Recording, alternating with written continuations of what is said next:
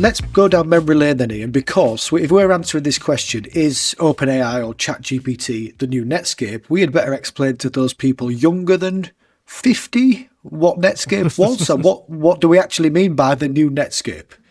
Picture the scene, Ian, if you can. It's Switzerland. Can you remember the year? What, when Netscape started, or? I reckon it all started in CERN, which is the Centre for Nuclear Research. But of course, CERN is a European or French acronym. Do you know what that means, Ian, CERN? I don't. We looked it up, didn't we? And there was no C. There's no So C. Organisation European pour la Recherche Nucléaire, the European Centre for Nuclear Research. So CERN has got a fellow working in it. His name's Tim Berners-Lee. Now, some of you might know that he invented what we call the World Wide Web, the killer application for the internet. It was the Excel for the PC. Do you like what I've done there, Ian? The killer app for the internet. You like that, right? There'll be people on this call thinking, what the fucking hell's Excel? Right. Anyway, people on the podcast. So Tim Berners-Lee, he's going crazy. He's in his research institution. They're all networked up between the computers, but the only way to find somebody's telephone number is to open up a big paper book, telephone book. Do you think some of our listeners know what a telephone book is? Oh, don't, Damien, you're making me feel older by the minute. Well, anyway, so there's all these. So he's going crazy, thinking, I can't believe I can share data, and I can hook into the rest of this network, but we still need to get a physical telephone book in order to look up somebody's name.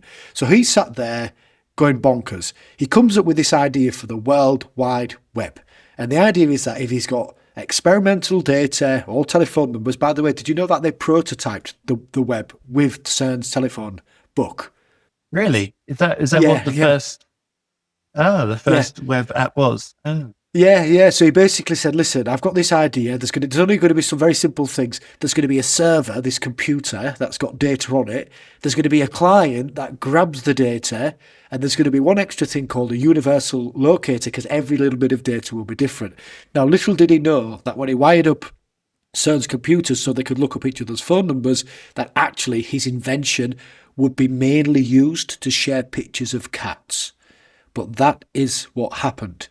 Now, the browser, there's a very good chance if people are watching this on YouTube, the browser is one part of the web equation. The server's one part, but the browser is the bit where you can literally browse all these different files by following these universal resource locators, URLs. That's what URL stands for. Okay, great. So we've now got the web.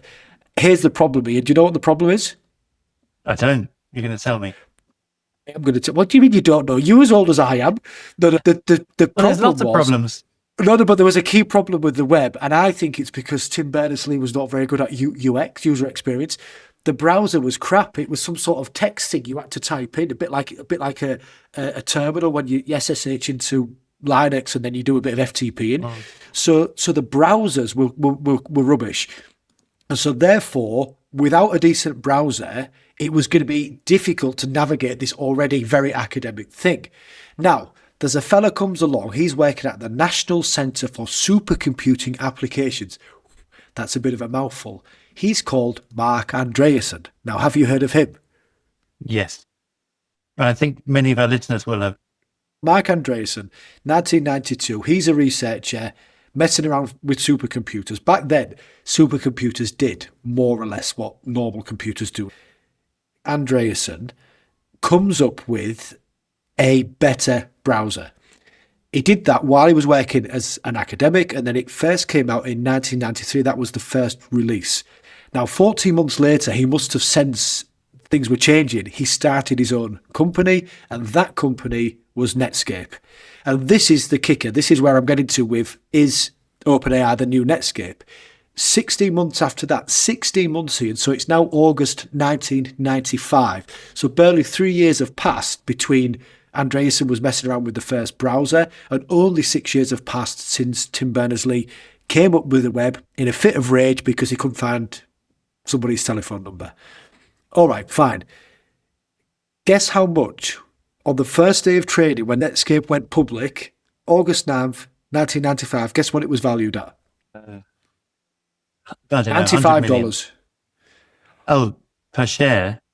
You're talking about per share? I don't know per share. Do I look like the type of man who understands the per share cost or price of a company? No, it's total value, which I guess they would call the market cap, $2.9 billion. Back in 95, that's when a Yeah, billion was really a billion. that was when a billion was really billion. And so now you start to understand, why do we think OpenAI is the new Netscape? Well, this initial public offering of its shares on the 9th of August 1995 is now called a Netscape moment. And it's not just about a product going to market with a high valuation, it's a product going to market with high valuation and birthing a new industry. And so people say the arrival of Netscape was the beginning of a brand new industry, which is essentially web scale application development, or the web as we know it. So I think question number one to you is, was OpenAI's arrival an indication that this is the birth of a new industry? Well, it seemed to be, because, I mean, ChatGPT, was it 2.5 or 3 point, I can't remember the numbers now. Is it 3.5? So I remember when ChatGPT 3 came out, and it didn't get much of didn't make much of an impact outside the tech press. And I remember showing it to people, and you could write the first line of something and it would just continue the piece for you. And I showed it to people, and most people were like, yeah, well, that's pretty useless. Like, it's quite a fun toy, but so what? And it was writing poems, and I was trying to get it to write essays and so on. And then I think about 10, 12 months later, ChatGPT 3.5 came out, and that was the one that really broke through. And because you could ask it questions now, it wasn't just continuing the text. And I guess Netscape probably had a similar path. I remember when I first saw a web browser, it was Netscape, I think, and I just wasn't that impressed because it was really slow, and it seemed like it just showed you text, and you could click through to other bits of text, and so what, really? And the images loaded really slowly, didn't they? Line by line, pixelated Yeah, images. the images loaded really slowly, and that did if the network worked. And it was obviously an early thing, but Netscape was the first thing you used, or many people used. And then in that sense, it's very like OpenAI. I don't think, the Gemini obviously didn't exist then. And what else? What else could there have been at the time? There was I no suppose the Claude. question. I suppose the question is: there is a world before Netscape and a world after. So I feel that was a pivotal moment, and I think that's comparable to the arrival of the microprocessor. There was a world before personal computers because of the chip, and the world after them. And I suppose I'm asking myself: is OpenAI a simple continuation of web scale applications, or is it a break from what came before it and the creation of something else entirely? I think it's a break because it's a change in the way that we interact with computers, and that's pretty fundamental. So everything we've done, you talked about Excel, right? For most people, if they go to work, they're dealing with email, Excel, and the web browser, right? Those are the three things they're probably spending most of their time doing. Maybe some, writing documents as well. And they're all sort of directive. You tell the computer what you want, and the computer brings it to you. You click on the thing you want, it brings it to you. You tell it what formula you want, and you have to do that more or less explicitly. This is different because it's both the output is unpredictable, it's undeterministic, and it's ordinary language. I remember when I started in the industry, 1999, 2000, I was in the pub with friends, all in our early 20s, and they were excitedly telling me about how the future would be that you wouldn't write SQL queries. You would ask the computer to give you the answer. And I remember thinking, that's not going to happen. And I was kind of right.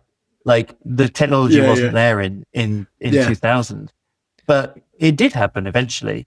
It's just that the technology hadn't caught up with the desire. So there was demand. The other sort of commonality between Netscape and OpenAI.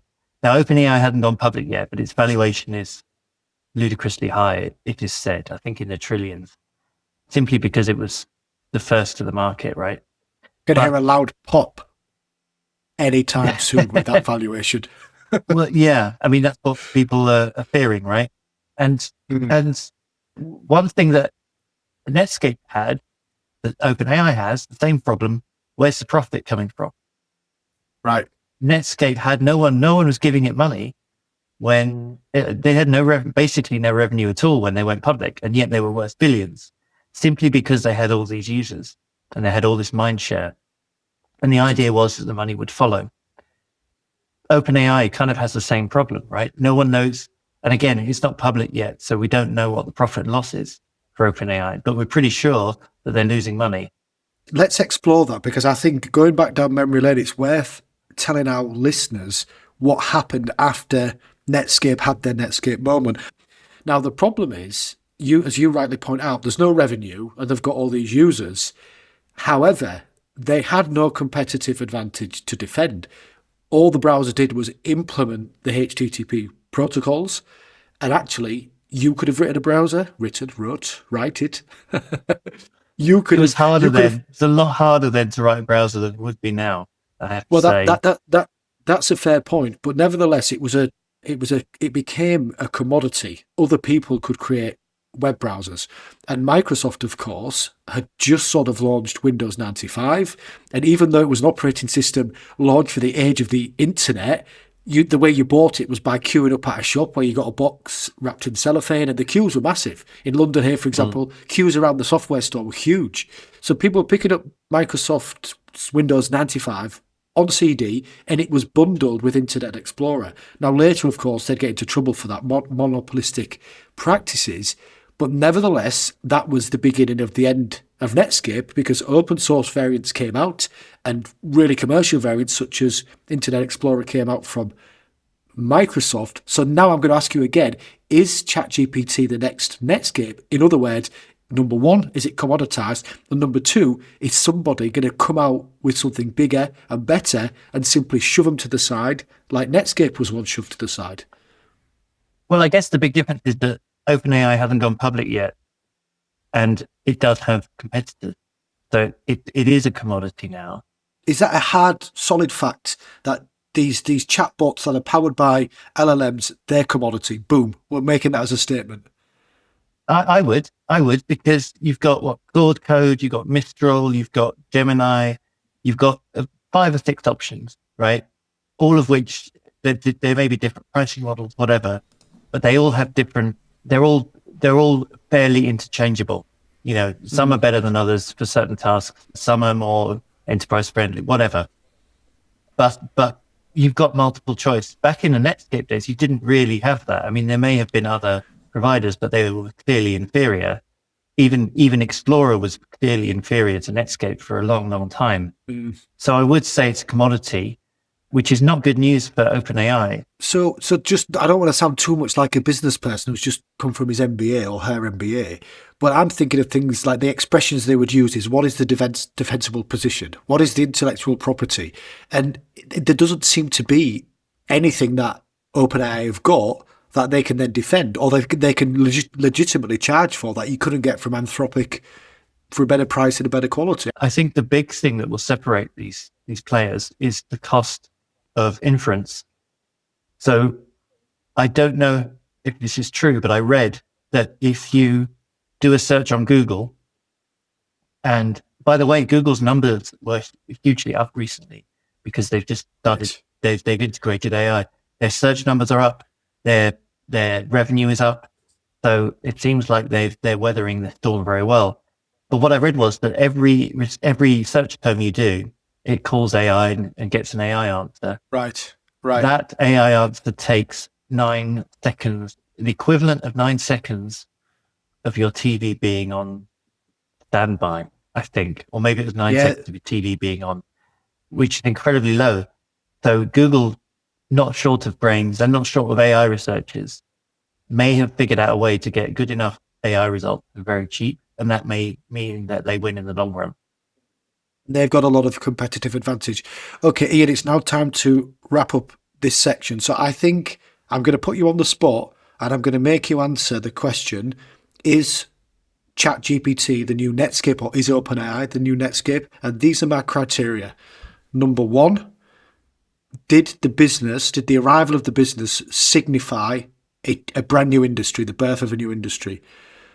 Number two, was the product quickly a commodity and therefore could not have a commercial future? And number 3, was the company founded by a self-serving wanker? Those are the 3 criteria if you're the new Netscape. Now, answer the question. Right. So for the first one, I would say it's a definite yes. So heralded the new industry, but that new industry in both cases would have happened anyway. It's just that they was first to it, right? The second one, is it commodity? I'd say probably yes. The jury's still out. But it could also be, do you remember the search wars? There were like 30 different browsers. 30 different search engines that we used to search the web. Go on, name a few. Just blew them all up. Alta Vista. Name a few. Alta Vista, Bing. Bing was later, wasn't it? Bing was after Microsoft's Google. thing?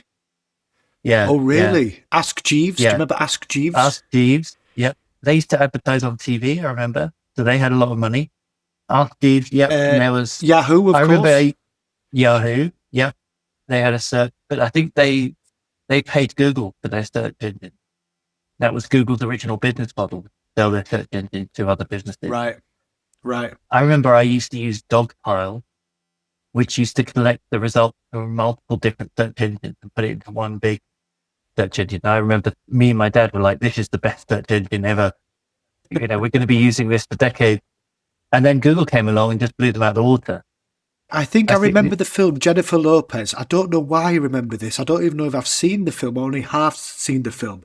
Her kid in the film, and this movie's like decades old, says to the Jennifer Lopez's character something, asks her a question about her homework, and then she says, so don't worry, you can Google it when you get home. And thus Google became a verb. It joined the pantheon of remarkable products and things that became a verb. I'm now sat here thinking, have I just dreamt that? Did I dream that scene in Made in Manhattan? I'll look it up later. But at some point, it is true, people had all their own different tools and ways of searching. Then Google was there one day and it never left. Well, Google is two syllables, right?